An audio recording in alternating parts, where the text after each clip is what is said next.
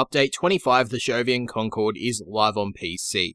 Now, the Gas City Remaster is live and it is a complete visual overhaul of the tileset. It also comes with a new game mode disruption that will unlock after the completion of the Natar quest. This game mode also launches alongside Operation Hostile Mergers that is tied to the game mode itself. More information about that operation can be found in the forum post or in a later upload by myself. As for the items inside this update, the Wisp collection is available for 655 platinum. That will get you Wisp, her alternate helmet, her signature weapon the Foreman, the Sirocco Kavat armor, and a 3-day affinity and credit booster. The Warframe can be acquired by herself for 325 platinum or by farming her parts from the new Roper boss fight. The Roper unlocks after the completion of the Disruption node on Ganymedes on Jupiter once you have completed the Natar quest for the Disruption node and the Chimera prologue for the Roper boss fight. The Foreman can be acquired by itself for 265 platinum or by purchasing its blueprint from the in-game market. The Kavat armor costs 90 platinum and the Wisp alternate helmet costs 75. Also available in this update is the Nyx Deluxe collection that costs 225 platinum and comes with, of course, the Nyx Deluxe skin, a deluxe skin for shotguns, and a Cyan Dana. You can purchase the Nyx Deluxe skin by itself for 165 platinum, but you will have to purchase the collection at a later date if you go that route and you want the shotgun or Cyan Dana. 2 new weapons are also available, both of which will need to be researched in your energy lab at your clan dojo or purchased from the market for platinum. Those are the Comorex, which costs 225 platinum, and the Cyanex, which is 175 platinum. Mod packs have also been removed from the game and replaced with new purchasable mod bundles, each of which offer their own amount of endo and credits and a variety of mods for 75 platinum each. Their titles are the Essential Base Damage, Essential Cold Damage, Essential Critical Chance, Essential Electricity Damage, Essential Heat Damage, and Essential Toxin Damage. The Corpus UI theme, background, and sounds are also available for purchase via the UI customization screen for 50 platinum each. A glyph is also available, which is the Wisp Motes, and that can be purchased for 20 platinum via the glyph selection screen. A corpus cleaning drone decoration for your orbiter can also be purchased for 100 platinum. You can buy multiple of them, and a flower decanter is also available for 50 platinum. Players can now purchase the following orbiter decorations from Samaris in the relays for 75,000 standing each. A Samaris Offerings console and a Samaris Research console. You can also purchase any quest-related Warframe parts from Samaris, with each part costing 50,000.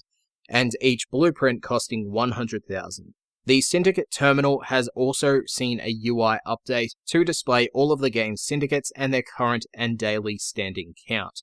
You can also fast travel straight to each of the vendors via this terminal. The Relic Refinement screen now allows players to upgrade an already refined relic further, and hovering over items within the relic will now view their crafting cost, ducat value, and how many you own. And also, when you're in Endless Fisher missions and selecting your next relic, the option to refine your relics is now available. The screen will also display relics that you do not own at the bottom of your listings.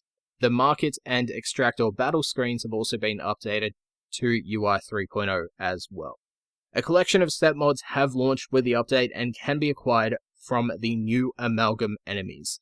Those are the Aero set, the Motor set, and the Proton set, as well as individual mods Kavat's Grace, Gale Kick, Anti-Grab Array, Odometic, and Repair Kit. Also, as a part of new mods that are tied to the Roper boss fight, are a number of new Amalgam mods. Those are Amalgam Javlock Magazine Warp, Ripka's True Steel, Furax Body Count, Argonac Metal Auger, and Daiku Target Acquired.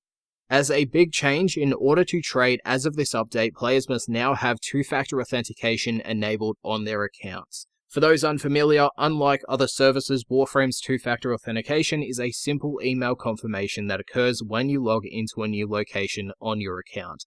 More information can be found on the FAQ post, but when enabled, players will receive a new ephemera, that is the Phase Step ephemera, that will be sent to you via an in-game message when you log into the game, and of course, once you have that two-factor authentication enabled. Two-tone color customization has also been updated as of this update, so that players can now select a color for their ability effects and for their Warframe emissives. In order to use the two-tone ability energy colors, you will first need to former the equipped Warframe or other active item that allows the former consumption. Related to this change, operators and gilded amps now have a second energy option. Ephemeras now use your attachment colors, and primary energy color will now reflect the brightest area of the effect. The Orbiter has also received a post-processing update so that the Orbiter reflects the graphics of that in missions and your colors. The following weapons have also received changes. The Zenith's Alt-Fire ammo cost has been reduced to 3, and the Alt-Fire deployable is now based on the ammo rather than duration. The Tice's corrosive damage over time will now apply a single tick to targets the projectile punches through, and the Gaze kick gun chamber now chains up to 2 targets within 5 meters. The gun spears have been updated separately, but across the board, 33% of their clips will be reloaded every second that they are equipped, and their flight speeds have also been increased.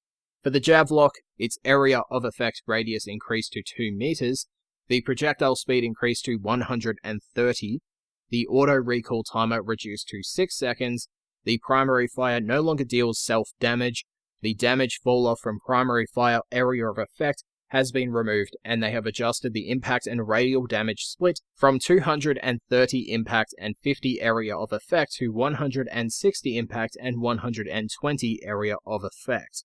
The Ferox had its alt-fire tether range increased to 10 meters, the tether status chance increased to 50%, the tether damage pulse increased to every 2 seconds, the quick throw auto recoil timer has been reduced to 10 seconds, the charge throw auto recoil timer to 30 seconds, and they've also added 100 impact damage within a 3 meter area of effect at the end of point of the primary fire. Finally, for the Scourge, it now has an ammo pool of 200, a magazine size of 40, a primary area of effect damage of 55, and its alt-fire bullet attractor radius has been increased to 2 meters, on top of having its primary fire recoil reduced. For the Exploiter Orb, this update, the Ephemera category drop rate has been increased to 10%, and the Exploiter Orb now drops the Deck 12 Capturer scene. As for the general additions, they have added a Save the Hostage notification for when the hostage goes down, a Cannot Replicate Research in Another Clan's Dojo notification, and they have also added ability videos for Inaros, Avara, Nidus, Titania, and Wukong. As for the general changes, Konzu's Eidolon hunts now grant Ostron standing.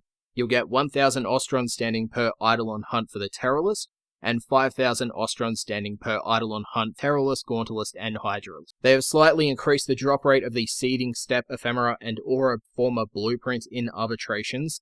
Revenants and allies can now perform finishes on enemies blinded by Revenant's Reeve with the Blinding Reeve augment equipped. Heavy ammo now drops from Bombards, Heavy Gunners, Napalms, Corpus Tech, Fusion Mowers, Oxium Ospreys, Ancients, Corrupted Ancients, and Corrupted Bombards. Non-endless survival, excavation, etc. missions, i.e. alerts, sorties, syndicates, dailies, etc., now disable individual extraction as it leads to unnecessary host migrations.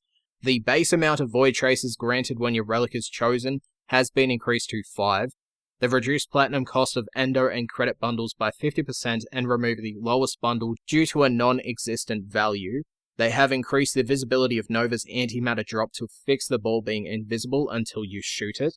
Sanctuary Onslaught now has a chance to roll the Vayhek Trial Tileset. They have removed the Mesa Immortal skin from the market. They've optimized accessing the foundries with a large number of blueprints and components. Hildren will now use her shields when melee channel blocking. Viewing Nightwave challenges while in solo will now pause the game. Clan research items now show if they have already been crafted and how many have been crafted. They have also reduced the radial blur when picking up Convergence Orbs, removed the key binding to access the Dojo map legend. It is now there by default when you open the map. They have dimmed the overbright lights in the Grenier Settlement tileset. They changed the Grenier arc traps to prevent them from targeting sentinels. They've adjusted offset positions for the Du Volpi Cyan Dana on most Warframes so it is positioned lower and closer to the Warframe's back. They've also adjusted the offset for the Serrata sign Dana to avoid clipping on certain warframes and skins. They've optimized the transition from full screen to windowed for where the game was initially started in full screen. They adjusted the holster position of the dual secondaries on Saren Prime and Banshee Prime. They adjusted some melee holster positions on Mesa Prime to avoid clipping and floating. They updated the description of the Savior of Eris challenge, and they tweaked the brightness of Vault Prime's electricity to fix dimness. Now before we get into the fixes, we have a nerf to farming. That came in the form of 2 fixes, the first being fix Chesser Retrieve double dipping with Necros' Desecrate, and fix Chesser and Desecrate double dipping with Hydroid and Korra. Now the following comment by DE was added in at a later date, and reads: "When we added the Nightwave challenge for the Silver Grove, we encouraged a return to content that normally would have been fine. A small number of players found an exploit, and as we looked into things, we thought we fixed the issue with a new Chesser behavior that could lead to problems. We didn't. We decided to cut a bit deeper. Avara's looting ability is now the only one that stacks with other looting because it works while alive.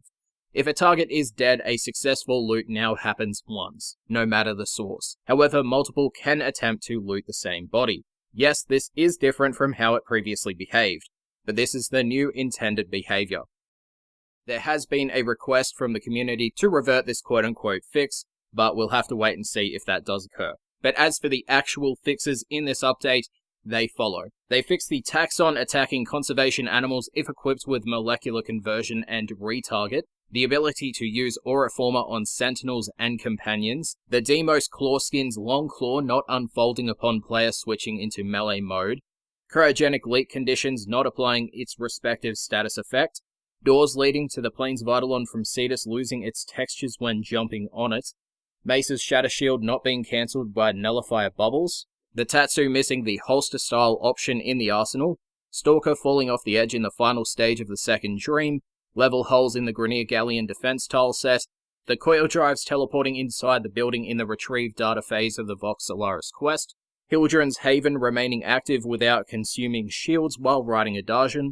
They also fixed the missing alarm sound in Corpus survival missions when the first console is hacked, a black screen with limited UI for clients when host selects repeat mission after returning to the orbiter from a repeated mission, ghouls not spawning around the defense objective in the last stage of one of the Ghoul Purge bounties, host migration restarting the second stage of the Prophet Taker bounty, being unable to continue the mission if the host grabbed the data mass, several animation and effects issues when Baruch has Serene Storm active and is dual-wielding a pistol and throwing melee, Hildren having an energy bar when entering the Plains of Eidolon from Cetus, being unable to do anything with Mesa when Peacemaker is cast at the exact moment a ledge grab is attempted, the Thibodeau Prime's Ground Slam not knocking flying enemies, such as Oxium Ospreys, Corrupted Drones, etc., out of the air, killing enemies with a stolen Darjan triggering the rank up UI notification, the Thermia Fraction Nullifier burp affecting players even if they are outside of the Nullifier volume, some players having extra kick gun entries in their profiles that are blank,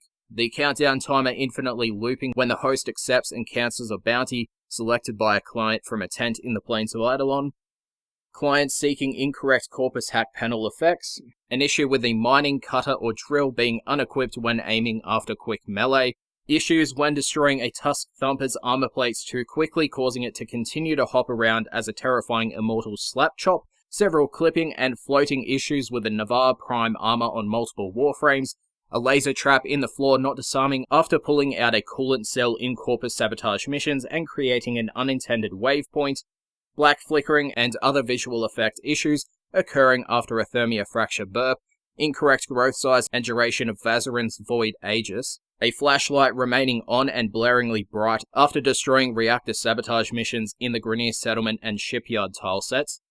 They also fixed blinded enemies standing still and not doing anything after the animation finishes while still blinded, iridite formations and pickups appearing yellow instead of dark red, Baruch's elude effects appearing opaque and bright green no matter the chosen energy color, corrupted enemies in the void appearing very yellow, Odonata's energy shell appearing 2 times smaller than it should be in the Plains of Eidolon and Orb Valis, Maru standing in a T-pose in her bazaar, mesh issues in the Grenier Galleon Spy mission tile sets, zoning issues in the Corpus Ice Planet tile set that was causing meshes to disappear, the Sestra and Dual Sestra barrel being rotated incorrectly in Fortuna and Cetus, K-Drives not gaining affinity and only focus points after installing a focus lens on it. They also fixed being unable to interact or capture with downed Plains of Eidolon bounty targets, being able to walk on top of water volumes in certain areas in the Grenier Forest tileset, 3 entries of each Kawako variant appearing in the Codex, certain quest dioramas showing your equipped and custom Warframe instead of the rewarded Warframe,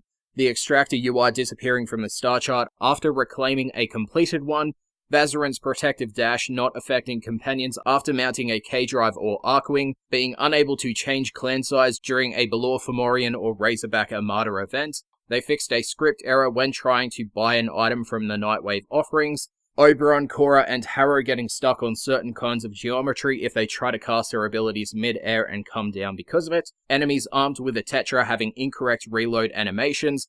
Mirage's Hall of Mirror clones not reflecting the default colors of either the Winter skin or Saijan skin. The Telos Boltace and the Cronin Prime not appearing when searching Tonfa in the arsenal. Baruch's Desert Wind Fist not properly applying the chosen energy color as client. A crash that could occur when talking to Maru about Ayatan missions in Maru's Bazaar. Wonky water textures when looking through the water with your weapon scope. The Blood Shed Sigil and the Bleeding Body Ephemera still appearing visible when your Warframe is hidden, such as talking to bounty givers in the Orthalis.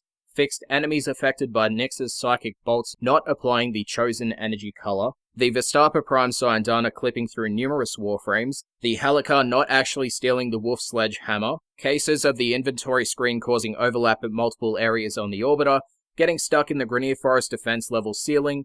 Light brightness on the Opticore Vandal to match the base Opticore.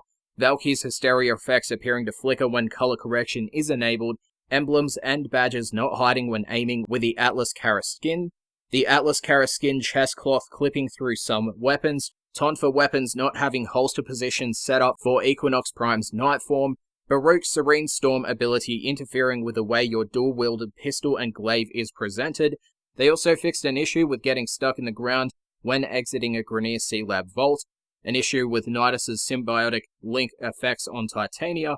Ceiling damage has been reduced slightly to prevent the player from straight up dying. They fixed an issue with missing reload sounds when using glaives with kick guns, an issue with players going out of bounds on the Ceres shipyards, an issue with the melee weapon trails not respecting swing speed mods, which would make them invisible, old Corpus lockers in Maru's Bazaar, an issue where depleting all ammunition for a single gun, then picking up more doesn't re-enable use of the weapon, missing effects for the music notes in the final mission of Octavia's Anthem quest, drop ships not actually picking a clear landing zone and flying through trees in the Plains of Eidolon, Titania being able to fly out of the level in the second dream, an incorrect teleport placement in the Vor's prize quest, Dungeon patrols sometimes picking unreachable destinations underground and getting stuck in the Plains of Eidolon, and some ephemeras not appearing in relays or missions after a cinematic is triggered. That is update 25. And hotfixes will come later.